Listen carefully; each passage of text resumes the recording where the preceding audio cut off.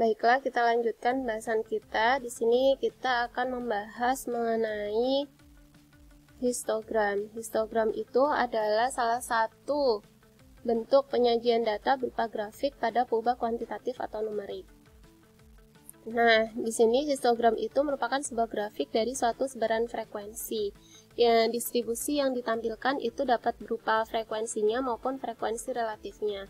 Kemudian histogram juga dapat digunakan untuk melihat distribusi dari sebuah data, meliputi ukuran penyebaran dan ukuran pemusatannya, kemudian mendeteksi ada atau tidaknya outlier, kemudian mendeteksi ada atau tidaknya bimodus. Nah, kemudian variasi dalam membuat histogram di sini bisa kalian lihat, ini datanya itu sama ya yang digunakan, tapi di sini disajikan dalam bentuk histogramnya itu ada yang batangnya besar-besar, kemudian ada yang sangat kecil-kecil, kemudian ini ada yang sedang. Nah, seperti yang kita ketahui di depan bahwa tujuan dari membuat histogram itu adalah untuk melihat bentuk sebaran data. Nah, di sini bisa kita lihat nih, kalau misalnya yang terlalu besar ini jelas nggak bentuk sebaran datanya. Kemudian kalau yang terlalu kecil juga jelas nggak bentuk sebaran datanya gitu. Sehingga ketika kita membuat histogram itu juga dirasakan gimana ya tampilan dari data saya, apakah lebih enak dilihatnya atau tidak gitu. Apakah memberikan informasi yang jelas kepada pembaca atau tidak gitu. Maka dari itu di sini sebenarnya kita bisa membuat bar-barnya itu sesuai dengan yang kita inginkan gitu. Nah, kalau dilihat dari sini kita lebih enak melihatnya yang di sini ya, bentuk sebaran datanya gitu.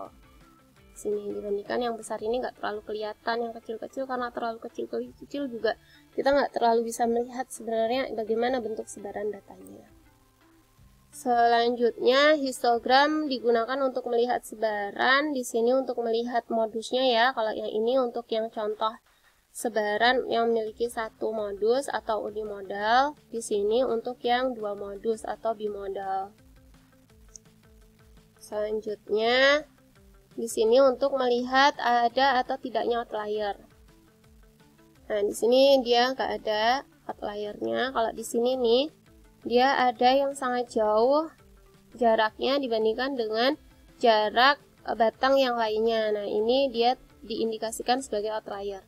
Nah, tadi di sesi sebelumnya kita membahas tentang bar chart. Kalau di bar chart itu jarak antara satu bar dengan yang lainnya itu dia tidak bermakna. Akan tetapi kalau misalnya di histogram jarak antara bar yang satu dengan yang lainnya itu memiliki makna. Kalau misalnya di sini berarti maknanya adalah tidak ada data pengamatan yang diselang ini gitu, sehingga dia diindikasikan ini kan kosong nih, kemudian ada satu bar di sini. Nah, maka data yang ada di sini itu diindikasikan sebagai outlier gitu. Jadi kalau misalnya jarak di bar chart itu tidak memiliki makna, kalau di histogram itu memiliki makna. Maknanya apa? Maknanya tidak ada pengamatan pada selang ini gitu, pada selang yang kosong ini. Kemudian di sini melalui histogram kita juga dapat melihat bentuk sebaran, apakah dia miring ke kiri, apakah simetrik, apakah miring ke kanan.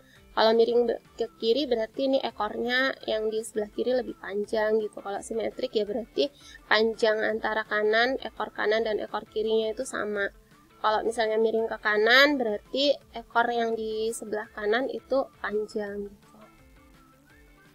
Nah, di sini untuk yang menjulur ke kiri atau miring ke kiri berarti di sini itu adalah ada data outliernya yang di sebelah kiri. Ini contohnya adalah terdapat sedikit orang yang meninggal pada usia muda di sini. Karena sedikit kan berarti dia outlier gitu. Nah, pengamatan yang banyaknya itu ada di sini. Kenapa kok di sini? Karena ini frekuensinya paling tinggi. Demikian juga untuk yang data miring ke kanan. Di sini kebanyakan datanya itu ada di sini, ditandakan dengan frekuensinya di sini paling tinggi.